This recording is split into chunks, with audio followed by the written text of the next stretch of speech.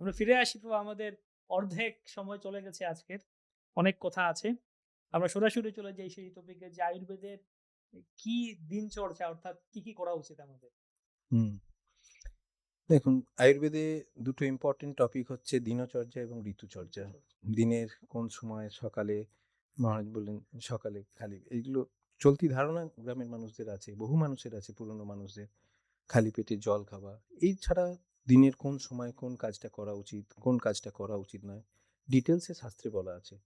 ঋতুতে কোন ঋতুতে কি রকম আহার করা উচিত এবং যে রস আছে, ৬ রকমের রস আছে, মধুর, অম্ল, লবণ, কটু, তিক্ত, কষায়।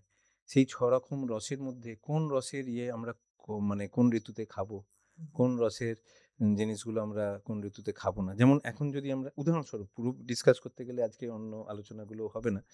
শীতকাল, শীতকাল। শীতকালে দেখা যায় অগ্নিবল আমাদের যে জঠরাগ্নি আছে যেটা হজম সাহায্য করে। আমরা আগুনে রান্না করা খাবার আবার যখন গ্রহণ করছি সেটা আবার পেটের মধ্যে গিয়ে আরেকটা আগুন তাতে পাক করছে সেই খাবারগুলোকে। তো সেই জঠরাগ্নির তীক্ষ্ণ থাকে শীতকালে। কেন? রাত্রিটা দীর্ঘ থাকে। আমরা যারা সন্ধ্যার সূর্যাস্তের আগে পরে মানে আহার গ্রহণ করে নিচ্ছি, সারারাত একটা দীর্ঘ রাতের পর সকালবেলা ক্ষুধার বেগটা খুব বেশি থাকে। হুম, তো এই ক্ষুধার বেগটা বেশি থাকার ফলে জঠরাগ্নি খুব তীক্ষ্ণ থাকে শীতকালে। তার ফলে অ্যা শাস্ত্রে বিধান দেওয়া আছে যে মধুর, অম্ল, লবণ এই ৩ টে বেশি পরিমাণে শীতকালে খাওয়া উচিত। মিষ্টি জিনিস, মধু, অম্ল, অম্ল, যেমন লবণ। এখন দেখুন আমলকি দেখুন এই সময়তেই কিন্তু হুম, প্রচুর পাওয়া যায়। হুম, হ্যাঁ? এবং প্রত্যেকে আমলকি খায়। যারা একটু হেলথ কনসিয়াস এই সময়টা প্রত্যেকেই প্রায় আমলকি খায়। তো অম্ল এবং লবণ জাতীয় জিনিস মানে একটু রান্নাতেও যদি একটু লবণ বেশি দেয়া যায় বা যেগুলো লবণাক্ত টেস্ট হুম, অটোমেটিক্যালি সেইগুলো বেশি করে শীতকালে খাওয়া উচিত। যার ফলে ওই যে বায়ু, পিত্ত, কফ যে ত্রিদোষ আমরা আলোচনা করলাম, সেই ত্রিদোষটা কিন্তু সাম্যাবস্থায় থাকে। এভাবে বিভিন্ন ঋতুতে ঋতুচর্যার কথা বলা আছে। কিরকম আহার করব, কিরকম আমরা বিহার করব। তো এইগুলো মেইনটেইন করে চললে কিন্তু আ ওই যে স্বাস্থ্য রক্ষণম যে পার্টটা, সুস্থ থাকতে পারবো আমরা। আমাদের সুস্থ শরীরকে সুস্থ রাখতে পারবো। হুম, প্রিভেনশনটা আমরা নিতে পারবো যাতে আমরা রোগগ্রস্ত না হয়ে পড়ি। হুম। যদি আমাদেরকে একটু আ সংক্ষেপে বলেন, কি আবার যেমন আচ্ছা ঋতুচর্চা একটা সংক্ষেপে ব্রিফ ওভারভিউ দিন। হুম। কোন ঋতুতে কি মেইন জিনিস করা উচিত? দেখুন, ঋতুর ইয়েতে শীতকাল শীত থেকেই বলুন। শীতকালে যে বললাম এই ৩ টে রসের মানে আধিক্য আছে যে খাবারগুলোতে, সেইগুলো আমাদের ফলের উপর জোর দেওয়া উচিত। শীতকালে তাহলে দাঁড়ালো মিষ্টি জাতীয় খাবার, মিষ্টি জাতীয় খাবার একটু আমরা অম্ল জাতীয়, অম্ল লবণাক্ত। জাতীয় এবং লবণাক্ত এইগুলো। কটু তিক্ত কষায় একটু গরমকালে আমাদের ইয়ে করা উচিত।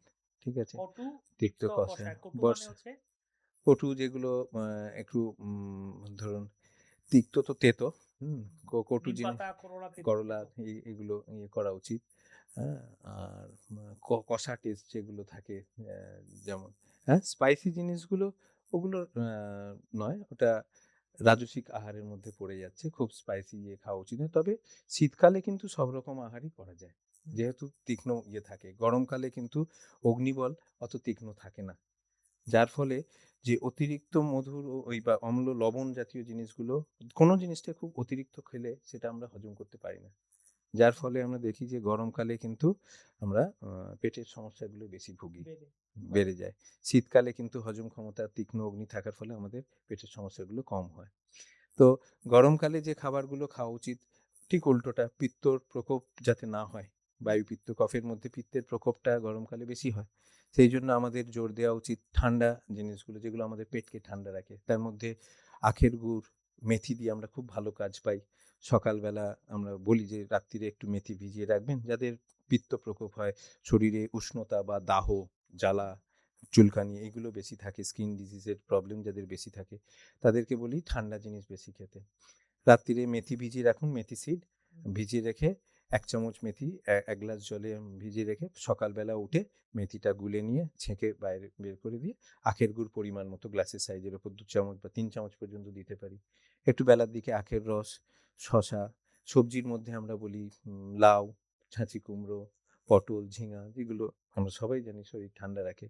এগুলো আমরা ইয়ে করতে পারি এবং পেয়র মধ্যে জুস যে বিভিন্ন রকমের জুস যেগুলো আমরা তৈরি করি গুড় দিয়ে আখের গুড় দিয়ে, হ্যাঁ? লেবু দিয়ে এগুলো মানে খুব ভালো।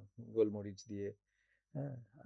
বিভিন্ন রকম ফ্রুট জুসও এই সময় খাওয়া উচিত, যেগুলো শরীর ঠান্ডা রাখে। ঠিক আছে। আর বর্ষাকালে তো আছেই, আমরা যে চাতুর্মাস্য নিয়মের মধ্যে প্রথম যেটাই পাই যে শাক বা পাতা জাতীয় জিনিসগুলো, সেগুলো কিন্তু আমাদের দোষের প্রকোপ ঘটায়, বৃদ্ধি ঘটায়। তাহলে এই জিনিসগুলো আমরা অ্যাভয়েড করে চলবো।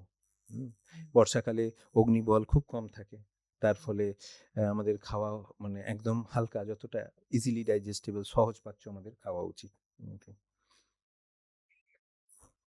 আচ্ছা। ভগবানও কিছু কিছু সবজি সিজন অনুযায়ী দিয়েছেন। যখন এখন চলছে শীতের সময়, কফি আসবে, মূলো আসবে, যে শরীরকে একটু হিট করবে, বা বর্ষাকালের সময় বা গরমকালের সময় যেগুলো ঝিঙে, পটল, শশা, তরমুজ। তরমুজ, একটু তরমুজ, খরমুজ বলুন, এগুলো গরমকালের সময়। কিন্তু আমরা খানিকটা উল্টো করে বসি। যেরকম সামনে সোমবার একটা আমাদের মিটিং আছে, মিটিং এর সঙ্গে ইটিং, আমাকে মেনু চার্ট দিয়েছে, এঁচড় সবজি। আমি বলছি, এঁচড় সবজি আবার কোত্থেকে এলো? না মহারাজ, এটা বাজারে সব থেকে ভালো চলছে। এখন আপনার কফি, মূলো, শালগম, বিট, গাজর, এখন ব্যাপারটা যে আমরা একটু উল্টো করি। ভগবান কিন্তু সিজন অনুযায়ী ফল, সিজন অনুযায়ী সবজি, সিজন অনুযায়ী শাক। যেরকম আমার মনে পড়ে, আমি যখন বাড়িতে ছিলাম, বিশ্বকর্মা পূজা করতাম। বিশ্বকর্মা পূজার সময় একটা ফল আসতো, যেটা বিশ্বকর্মা পূজায় আপনাকে অবশ্যই দিতে হবে, বাতাবি লেবু, কেউ বলে জাম্বুরা, বাতাবি লেবু। তো একজন বলছিল, কেন বাতাবি লেবু জানেন? তার আগে আগে ঠিক বর্ষাকালটা শেষ হচ্ছে। এখন আমরা দোকান থেকে বোতল কিনে জল খাচ্ছি, ড্রিঙ্কিং ওয়াটার বটল। আগে আমরা কোথায় জল খেতাম? নদী, পুকুর, আর বড় জোর হ্যান্ড পাম্প। হ্যান্ড পাম্পের জলটাও বর্ষাকালে কাদা জল বেরোতো। হ্যান্ড পাম্পের জল কাদা, যা জল খাবেন তা কিডনির উপর একটা প্রেশার পড়ে। ওই বাতাবি লেবু খেলে কিডনিটা একটু ফ্রেশ হয়ে যায়, বলছে একজন ডাক্তার। অর্থাৎ সিজন ওয়াইজ ফল, ফুল, শাক, সবজি একটা প্রাধান্য রয়েছে। কিন্তু বর্তমান প্রেক্ষাপটে রাবণের সংসারের মতো 12 মাস। 12 মাস তো না, উল্টো জিনিস খাবো। কফি এখন খাবো না, বোরিং। কফি খাবো এখন কম দাম, এখন খাবো না। গরমকালে কফি যখন ফ্রিজ থেকে আসবে, অন্যান্য জিনিসের থেকে কফির দামটা বেশি। আমার অ্যারিস্টোক্রেট, আমার যে সারা বছর আভিজাত্য, কপি পাওয়া যাচ্ছে। হ্যাঁ, সারা বছরই কপি, ফুলকপি সারা বছর পাওয়া যায়, পাওয়া কিন্তু যাচ্ছে। সিজন এখন বেশি খায় না। খাবে ওই সময়। ওই কেন? সময় আমি সবার থেকে একটু আলাদা। আভিজাত্যটা বজায় রাখবো, বেশি দামের জিনিস আমি খাই, ঠিক আছে? সাধারণ লোকের মতো এখন 10 স্বাস্থ্য। টাকা, তখন 50, 60 টাকা, হ্যাঁ। 70, 80 টাকা কিনে খাবো। তো সেই জন্য একজন আমাকে বলছিলেন যে, দেখুন, আপনার মেডিসিন কিন্তু আহারটাই হচ্ছে মেডিসিন। হুম।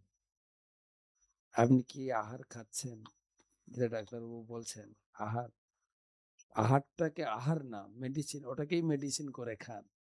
কোন সময় কি খাওয়া উচিত, কোনটা আপনার শরীরের সঙ্গে অ্যাডজাস্টেবল হবে, সেটা ডাক্তার জানেন। সবার জন্য সব খাবার ঠিক নয়, সবার জন্য না আমি এটা খাবো না ওটা খাবো। নিজে নিজে ডায়েটিং করলেও মুশকিল আছে। তো মূল কথা হচ্ছে, যেটা আমাদের মূল আলোচনা, স্বাস্থ্যটার দিকে ধ্যান দিতে হবে। এই কারণে স্বাস্থ্য ঠিক থাকলে, যেরকম আমাদের যখন প্রথম ভক্তি জীবনে এসে আমাদের শিখিয়েছেন যে রাত্রে বেশি খাওয়া যাবে না, এখন তো ডাক্তারবাবু বলছে কিছুই খাওয়া যাবে না। রাত্রে হালকা সহজ পাচ্য কিছু খাবার খেয়ে এবং তাড়াতাড়ি যদি ঘুমিয়ে যায়, সকালে উঠে ব্রহ্ম মুহূর্তে আমরা ভগবানের মঙ্গল আরতি, জপ, সাধনা ভালো করে করতে পারবো। এটাও একটা স্বাস্থ্য হলেও একটা সাধনার একটা পার্ট। অবশ্যই, এটা আমার সাধনার সঙ্গে অ্যাড করতে হবে। অবশ্যই। অতুল কৃষ্ণবাবু বলে, ঠিক টাইমে খাই, ঠিক টাইমে ঘুমাই। তাই কেউ যদি এটাকে একদম ইগনোর করে দেয়, এটা হবে না, কিন্তু আমার ভজনে বাধা পড়বে। কিন্তু তাই স্বাস্থ্যটা একটা সাধনার একটা পার্ট। এটাকে আগে প্রথমে স্বীকার করতে হবে। যেটা যে আমি স্বীকার করি না, আমার এটা দরকার আছে, তাহলে আমি এটার ভিতরে একটু সচেতন থাকবো। ভাবা ভজনটাকে ভাবাবেগে নিয়ে গেলে হবে না, তো সবকিছু একটা ব্যালেন্স করে করতে হবে।